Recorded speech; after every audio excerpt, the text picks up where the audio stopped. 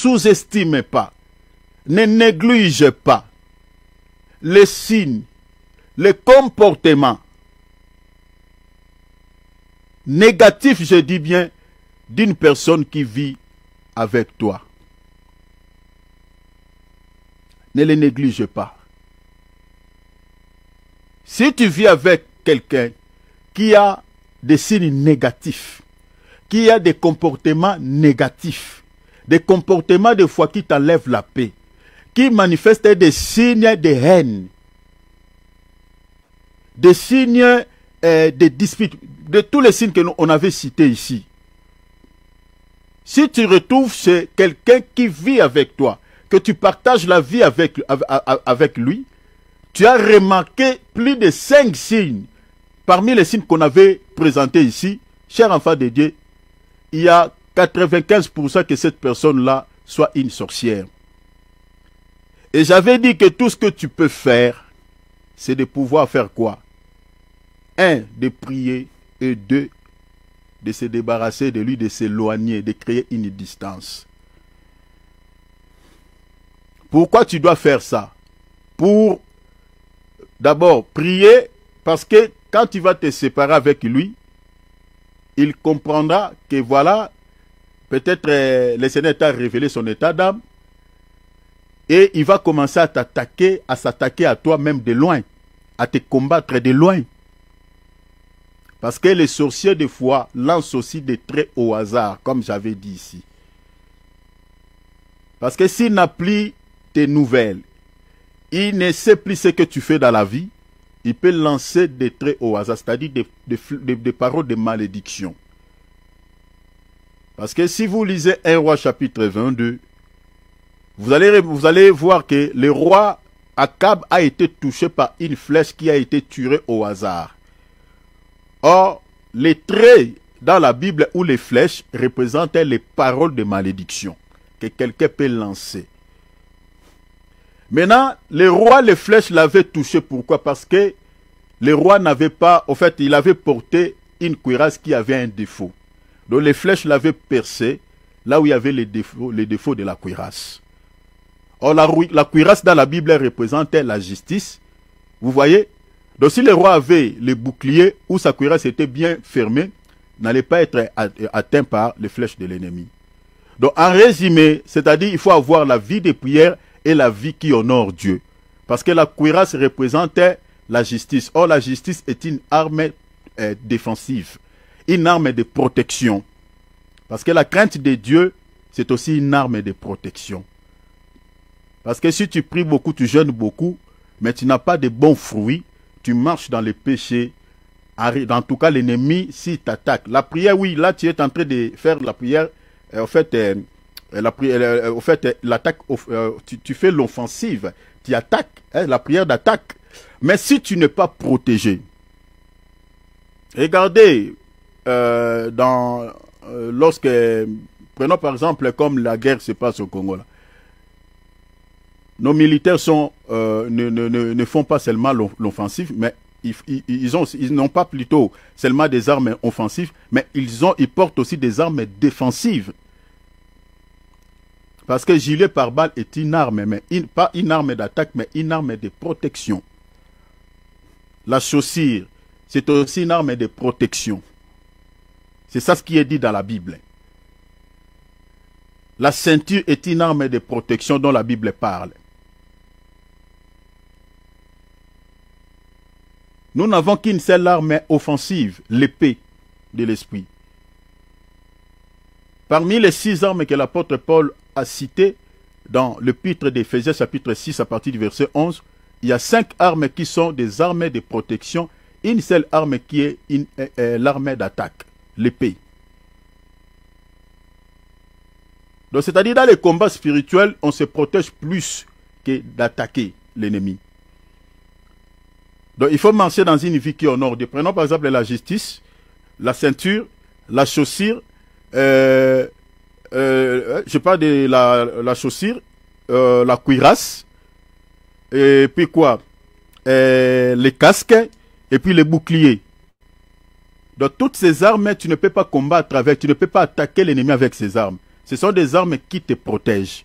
Le bouclier va te protéger contre les traits enflammés de l'ennemi. C'est pour contre les attaques de près. Et la cuirasse te protège contre les attaques de loin.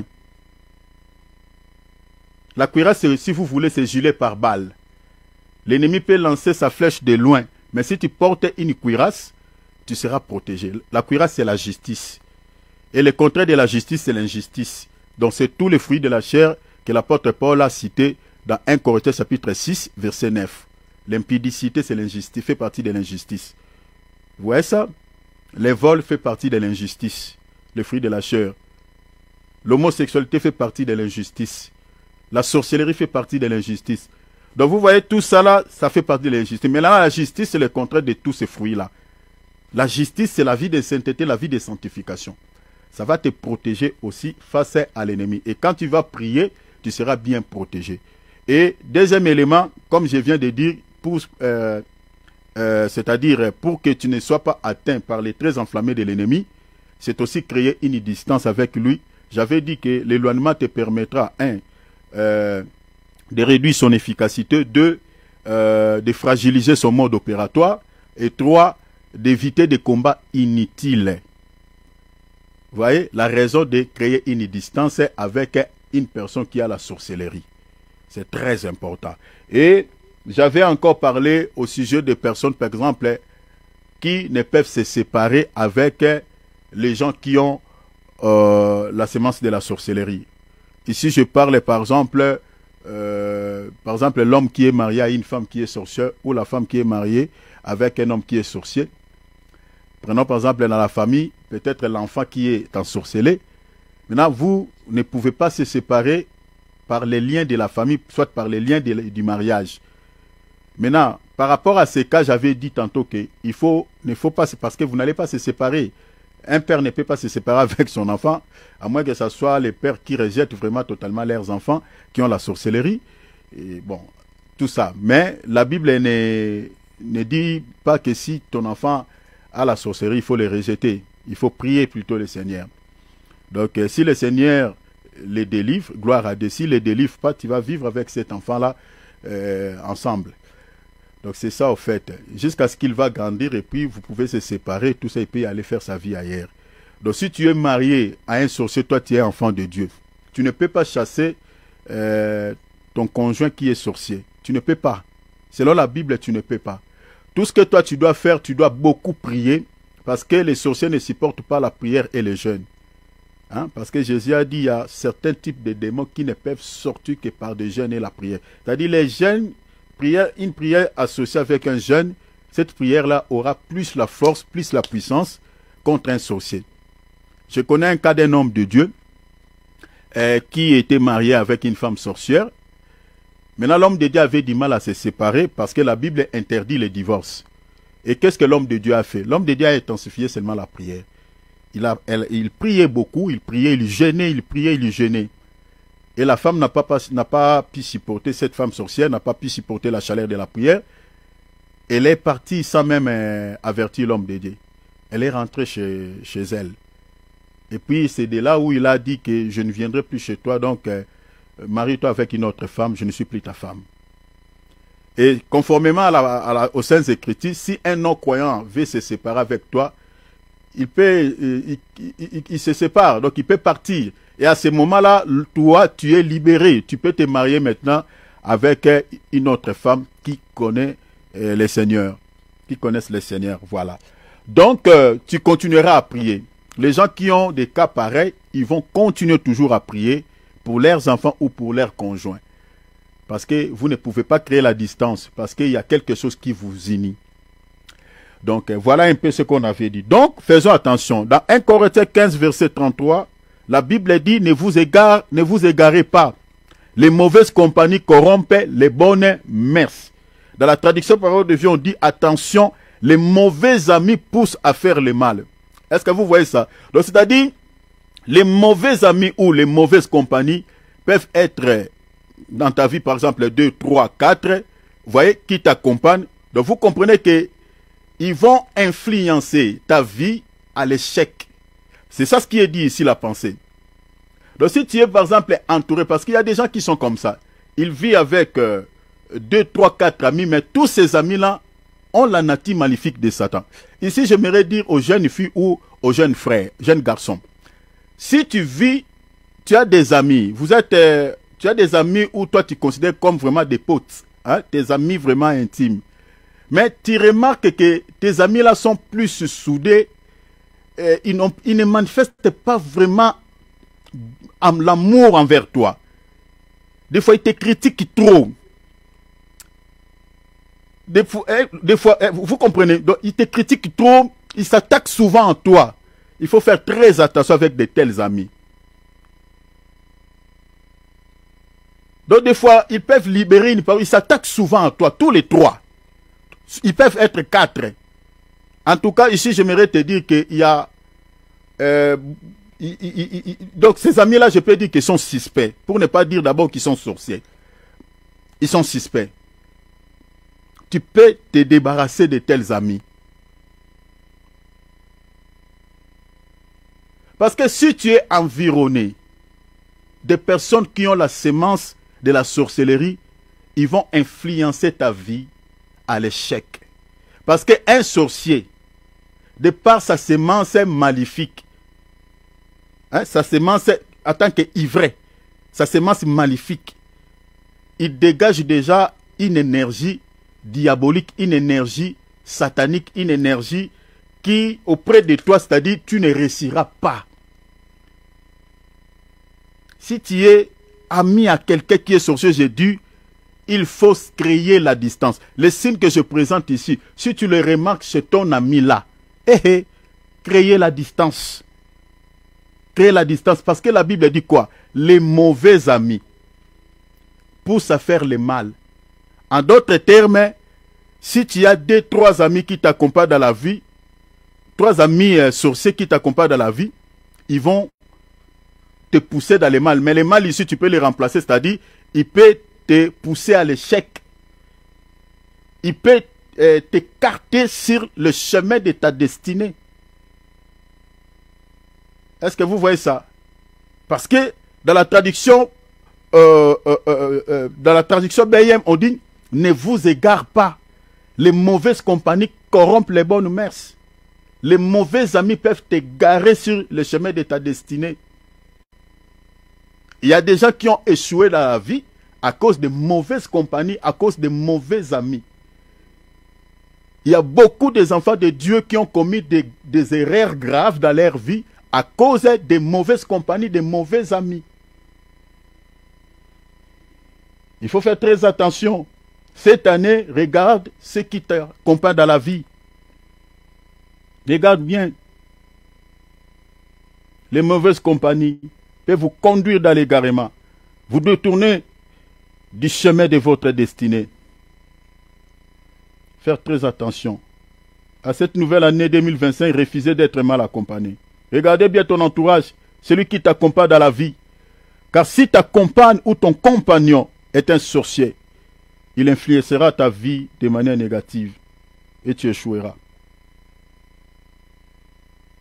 Tu échoueras. La raison pour laquelle nous sommes en train d'aborder sur ce sujet, nous sommes en train de vous révéler 25 signes qui montrent que cette personne est une sorcière.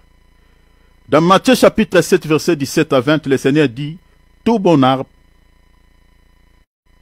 porte de bons fruits, mais les mauvais arbres portent de mauvais fruits. » Un bon arbre ne peut porter de mauvais fruits.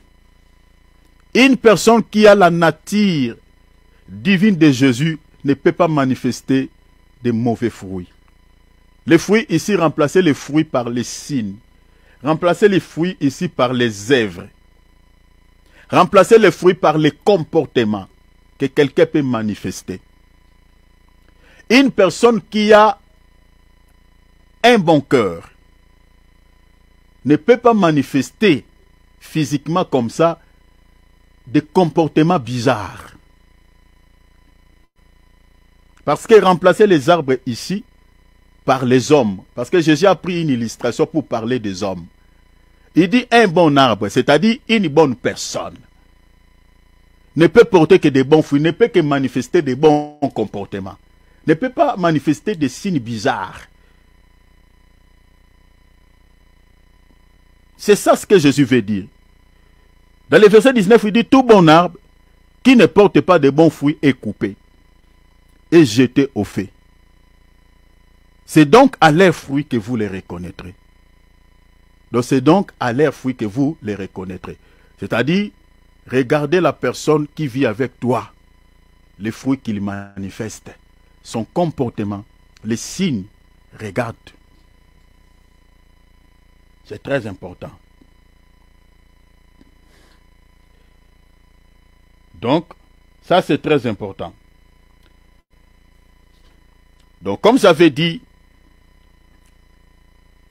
si vous identifiez chez une personne qui vit avec vous, plus de 5 signes, parmi les 25 que nous sommes en train d'aborder ici, il y a 95%, j'ai dit, de chances qu'elle soit une sorcière.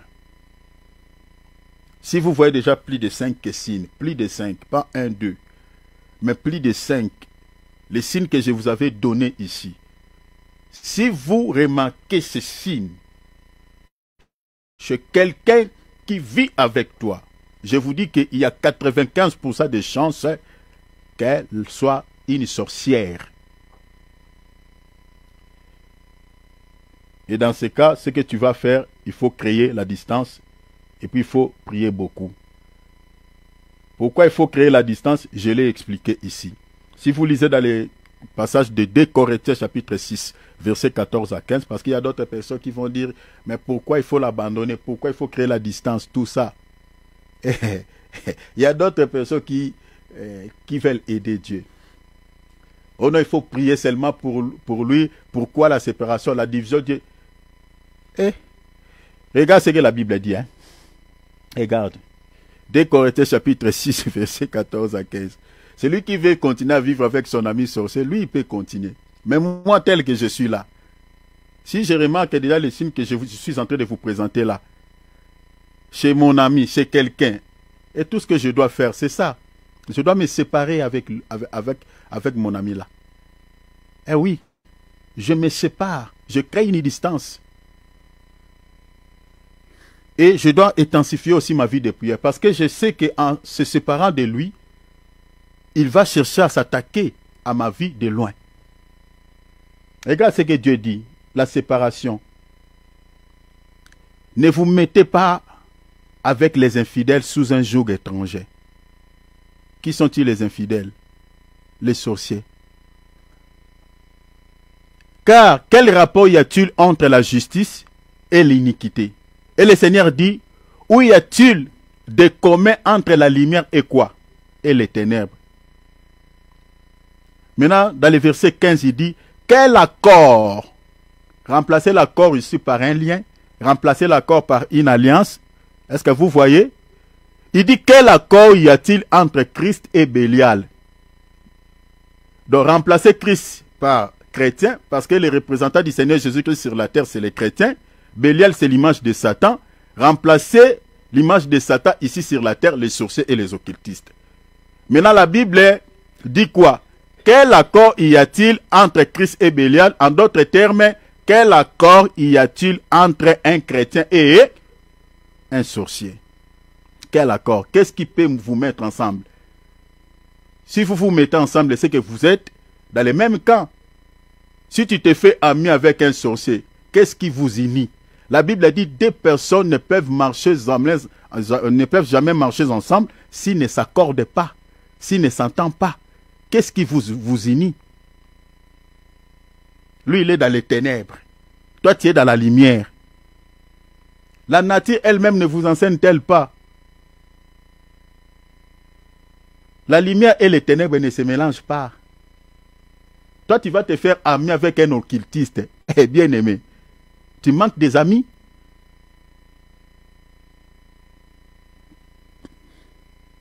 Quel accord y a-t-il entre Christ et Bélial? Maintenant, dans le verset 17, il dit, c'est pourquoi sortez du milieu d'eux. Cher enfant de Dieu, prenez vos jambes à votre cou, partez. Si tu sais qu'il est dans ses pratiques bien-aimées, ces gens disent. Il est là pas pour ton bien, il est là pour te combattre. Voler ta bénédiction, voler ton étoile. Détruire ta vie, détruire ta destinée. Et si tu es faible spirituellement, il va te tuer.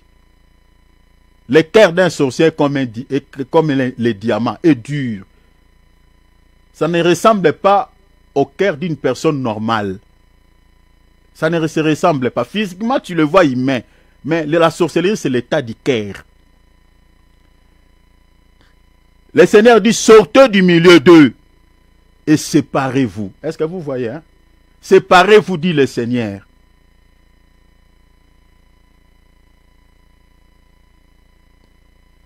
Donc, il faut créer l'éloignement. Si tu ne crées pas l'éloignement, tu subiras des conséquences. Alors, récapitulatif. J'avais parlé du premier signe. Le premier signe que nous avons abordé, qui montre qu'une personne est une sorcière, c'est la haine. La haine.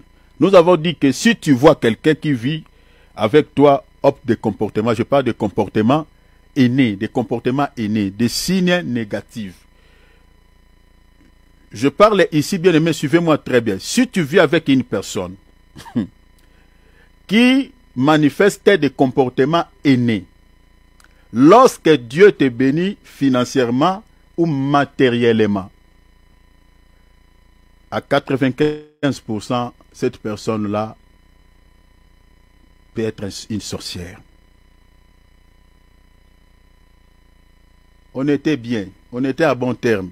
C'est lorsque seulement Dieu commence à me bénir, je commence à toucher un peu d'argent, je commence un peu à acheter des objets. C'est à ce moment-là, je vois que l'attitude de mon ami commence à changer envers moi. Commence à manifester des comportements innés. Cher enfant de Dieu, ne les sous-estimez pas. Ne sous-estimez jamais une personne qui te montre ouvertement qu'elle a de la haine contre toi.